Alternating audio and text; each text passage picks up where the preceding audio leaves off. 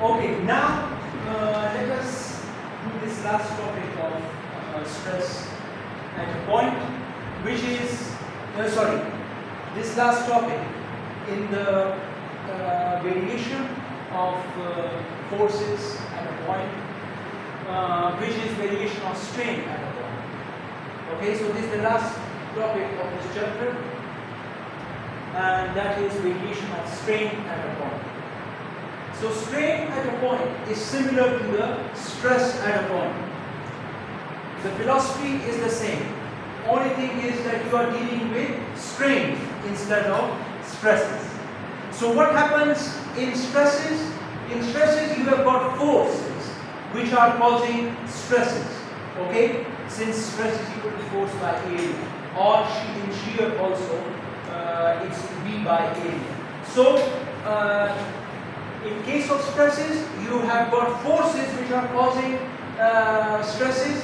In strains, you have got displacements which are causing strains. Okay? Strain is a change in length by original length. So the change in displacement by original displacement. So again, let us go back to our model, and now we are gonna investigate what happens in the case of strain. Okay, so strain has got deformations, and we will study how these deformations give us a strain value at a particular point. So imagine we have the same stress element. Okay, in case of strain, what happens is that you can have extension and you can have change of shape.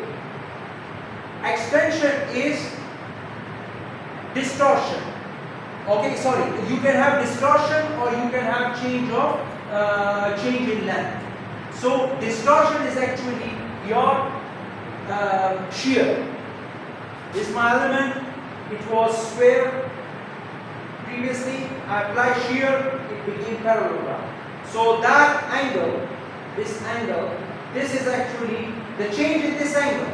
That is actually my shear.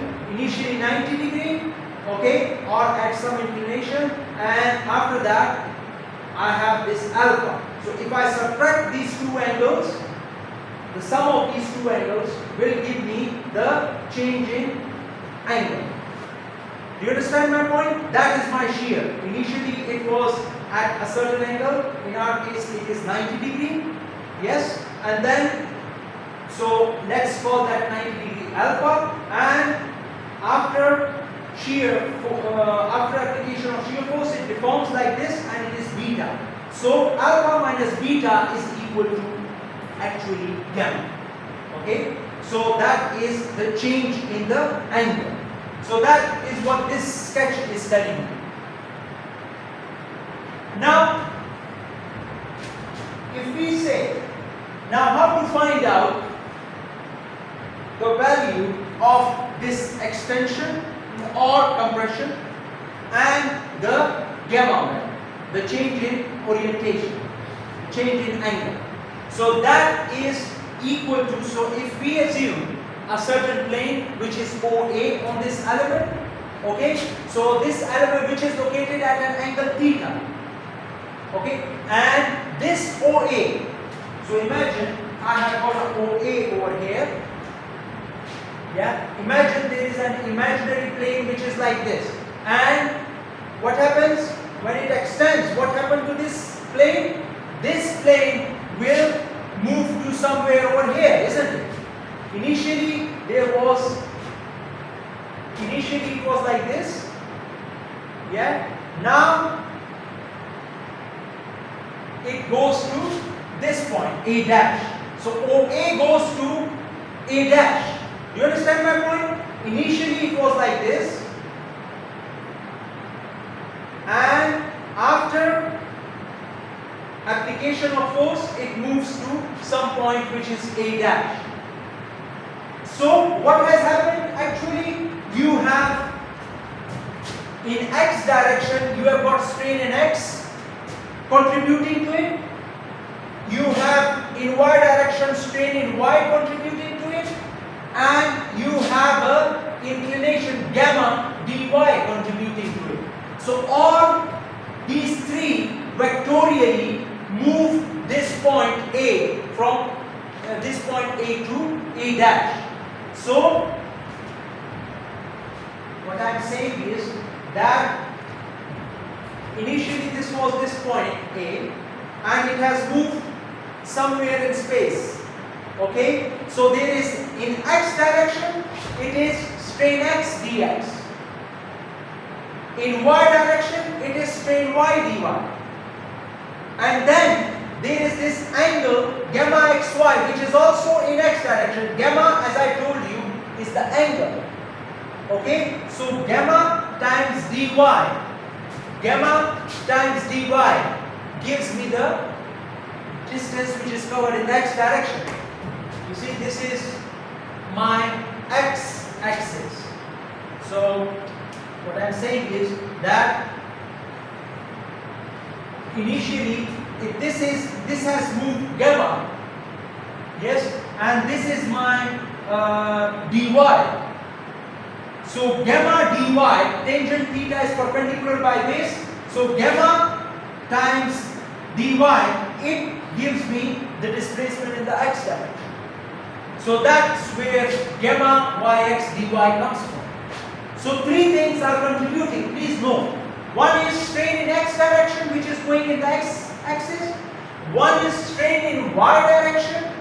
Okay, and one is gamma yx. And all these three of them move this point A to any other point. So this is one point A, and after, so this point is part of, it is actually on this plane. Okay, so I've got this point over here. Now after some shear stresses, when some stresses are applied to this element, this point A moves somewhere like this. Okay, it extends to some orientation. So we are saying that the candidates which are moving this point A from point A to A dash are strain x dx. Okay, it has moved horizontally. Strain y dy moved vertically, and again horizontally gamma y dy. Okay, so all three of them are contributing. Now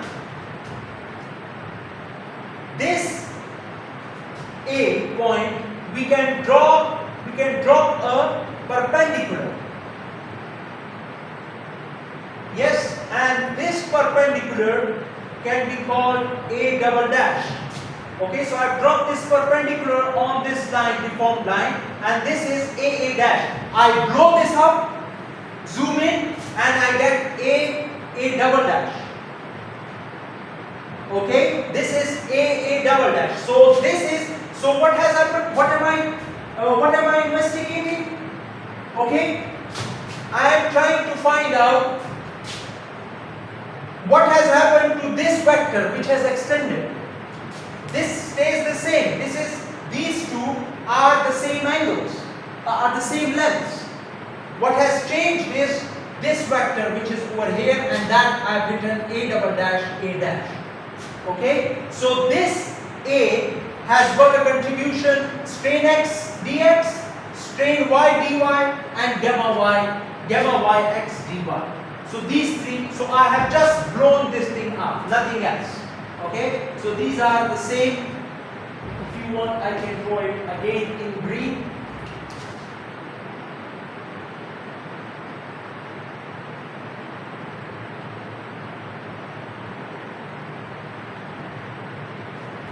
So this is again strain x dx, strain y dy, gamma yx dy. Now we have got two things which we have to investigate. In case of stresses, we had two: stress, which was axial stress, and shear. Okay, so corresponding to axial stress, we have got extension of this member, and corresponding to shear, we have got distortion. And distortion, I told you that it is the change in shape. Okay, how much this angle, change in angle, has taken place. So that is our distortion. So these two we are interested. So we are actually our forces and our displacements, they are consistent. So in other words, if we are taking axial stresses, we are either taking extension or compression, okay? And if we are taking shear, so correspondingly we take the distortion or the changing angle, okay, of the parallel, changing angle parallel. So then, first of all, we find out what is the length of this A double dash A dash. Okay, why? Because we want to change in length by original length. Okay, change in length by original length, that is our strain, and that gives us the value of strain. So how is that found? That is found from the equation which you can see on the board. A double dash A dash is equal to strain x dx cos theta. So strain x. So all these three green vectors, you have to take the components along A double dash A dash. Remember, in the case of stresses at a point, we were trying to find out all the stresses along our plane of reference, which was at theta. Okay, so we were taking all the components of all the stresses along that. Now in here we have to take the components of the displacements along this axis. Okay, so this is our strain x dx. You take the component in this direction, so it comes out to be strain x dx cos theta. That is our cos theta. Yeah, this is the base. Then strain y, the component along this direction. So if this is theta, this is 90, this is 90 minus theta. Based on trigonometry, this is also theta. Okay, so if this is our perpendicular. So if I draw a perpendicular over here, this is theta, this is 90 degree, this is 90 minus theta, and this is theta. So based on trigonometry, this is theta. Now I can take the inclination of this along this axis. So that will be this one. So strain y dy sine theta. Strain y dy is actually the displacement. So you are taking displacement along this line. So that is strain y dy sine theta, and then you have minus gamma yx. So this gamma yx, you take the component along A double dash A dash. So that comes out to be, because it's in this direction and it will give you, its component will be facing opposite to this vector. So that's why minus gamma yx dy has come. Minus this. Because all of them, they are contributing positively. Their vector is located in this direction, but the gamma yx vector is in the opposite direction. And this is your, if this is theta, again this is 90 minus theta.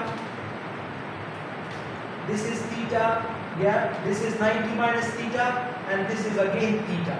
So based on this, you get the y-axis component of this one. Okay, so the cos theta, in other words. Okay, so this cos theta is actually contributing to the A double dash A dash. So all these vectors, they are transformed into this axis, A double dash A dash. And once that is done, then you know dx by ds. Okay, so what is ds? ds is actually the length, the actual length of OA. The actual length before any displacement. The actual length. So dx by ds is cos theta, and you can see that if this is ds, this is the y, so dx by ds is your cos theta as per this figure. Okay, so this is your, what I mean is, this is your dy and this is your dx, and this is ds. So dx by ds is cos theta and dy by ds is sin theta. So that is your, so that's where these come from. You take this was the change in length. So change in length by original length, you divide it by ds, plug these values, you get cos square theta. I told you that you can use the trigonometric identity of cos square theta, sin square theta and sin theta cos theta. Those trigonometric identities you can use and you get this equation which we can call as 1. So this is our first equation.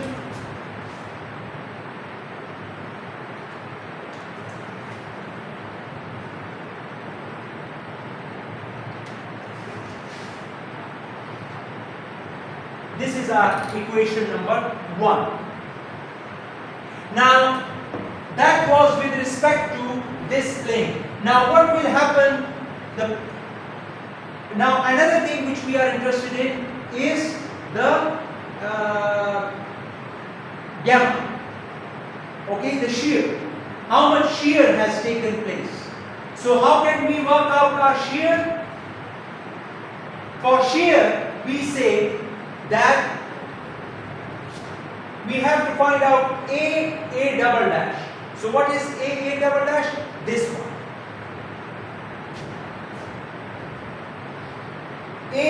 A double dash, that which is perpendicular to this one. That we have to find out. What is shear? Please remember, shear is this change in rotation. Okay, you are trying to find out this rotation.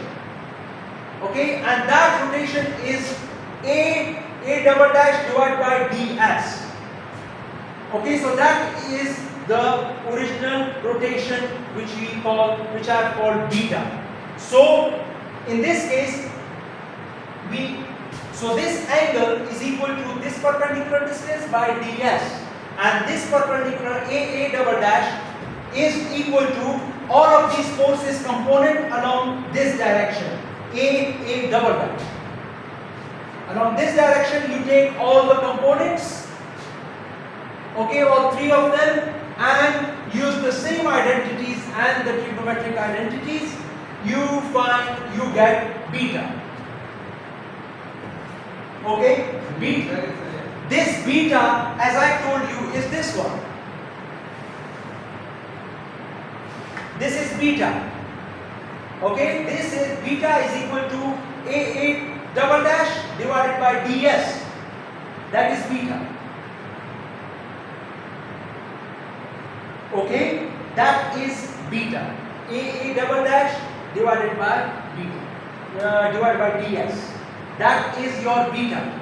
Now, let us go back to the definition of gamma. What is gamma? Gamma is equal to this angle, original angle, minus this angle. Okay, that is your gamma. This angle minus this angle. Okay, so in other words, if we say that we have got this member, this plane, which is this one, imagine OA. This OA has gone to a certain location. Initially, it was making an angle. Initially, it was this inclination, okay? Now, it has moved to this one. So, the difference between those two, this one and this one, the change in theta, that is this beta. I'll repeat. This is our OA. Okay, let me put this OA to be consistent. Let us say, let me hold it like this. Okay, this is my OA. Initially it was like this. Then what has happened? OA has become like this. So the change in angle between this one and that, okay, that is shown over here. Initially it was like this and it went like this, that is beta. Yes, so that is your angle beta. Now what is gamma?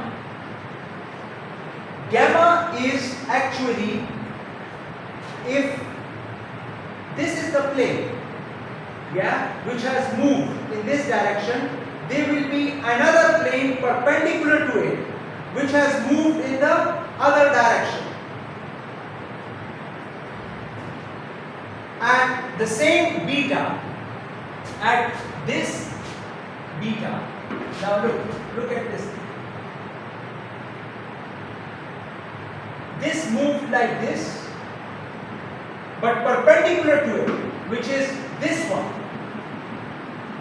This one has also moved. So we take beta, which is due to this plane. This plane has moved and this plane has moved. What did I tell you?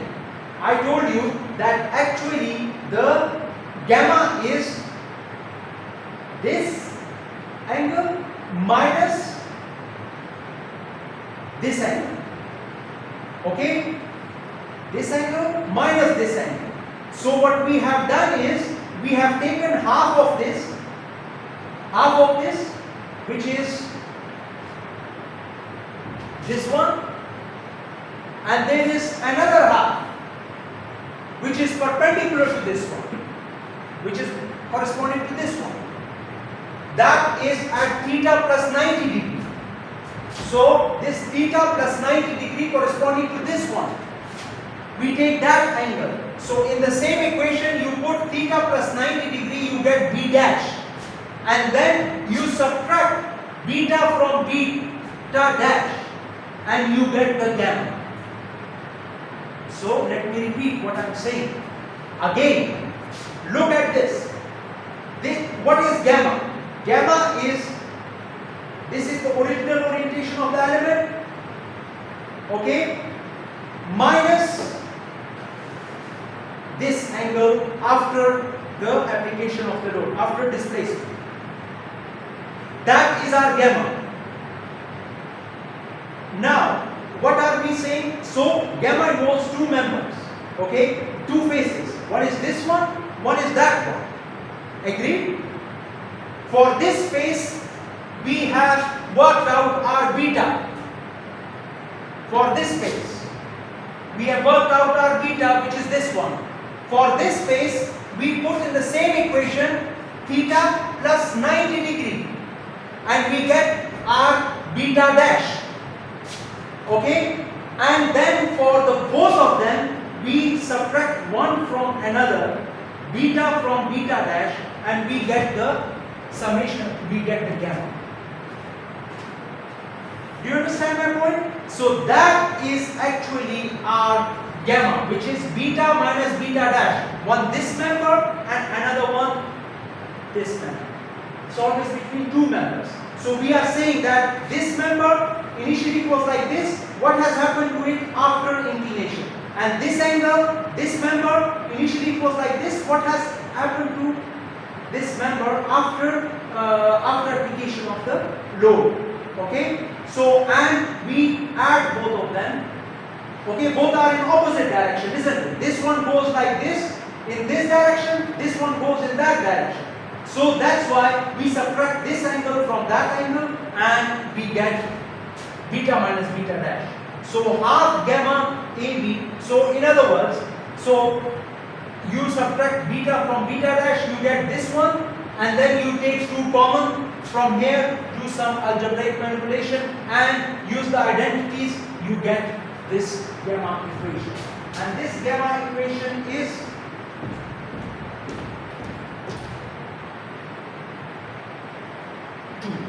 okay. So now we have got strain, the axial strain equation and the gamma equation. We can use the same process for working out our stresses in Mohr circle. So how do we do that? Bring this over here, take the squares and all that. Okay? So once you do that, you will see that your R stress is equal to E by 1 plus B. Now how does that come,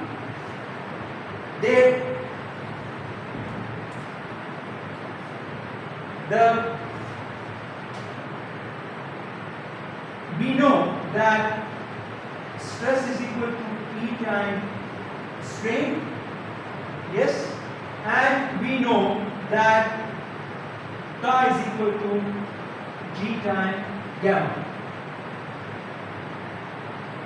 Now G is equal to E divided by 1 plus, that is another relation between G and E. Okay? If we put these equation in the Mohr circle equation, we will get our stress is equal to our strain E by 1 plus B, and we will get OC stress is equal to OC strain is equal to into E by 1 minus B. OC means this is your OC. Okay, so what I am saying is that we can solve the Mohr circle using the same equations, we can solve the same Mohr circle using stress equations, but convert that into strain. How do we convert that into strain? We say stress is equal to E times strain, that is our axial, and tau is equal to G times gamma. And between G and E, we use this equation. G is equal to E by 1 plus B. Once we do that, we get the R stress is equal to this one, and OC stress is equal to this one. And essentially, we can use Mohr circle to solve our strain. Okay, so you can find out your R of strain, okay, by finding out R of stress and into 1 plus V, 1 plus Poisson ratio divided by V. So you can get R strain, and then similarly you can find out your OC. And once you know these 2 points, the centroid and the radii, you can draw the strain. So the Mohr circle is exactly the same. Only thing is that this derivation is a bit different. This beta equation, this, as I told you, this is A double prime. Yes, sir. So this is strain X. Look at this. This is your strain X. Yeah, strain X. You take the component in this direction. Yes, and then you put these dx by ds is equal to cos theta. The same thing we did over here. I skipped one step. I just put directly this thing. Okay? So this is actually, you take the components in this direction, and then instead of dx, and then divide it by ds, and convert dx by ds into cos theta, and divide by ds to sin theta. Same thing we did over here. Okay, we wrote all the equation, and then we divided by, then we divided by ds, and dx by ds was equal to cos theta and sin theta. Same thing you do over here. You find out your beta. First of all, you find out your a double dash. Okay, then you divide that a double dash by ds, and then you use this one and the trigonometric identities, and you will get this equation. Sorry? EF? ds is the length of this one, OA. The length of this is ds. That is ds. That this length, original length of this plane is ds. Okay? So this plane is dy, this plane is dx, and this plane we say is ds. That's all. Any other question? Okay.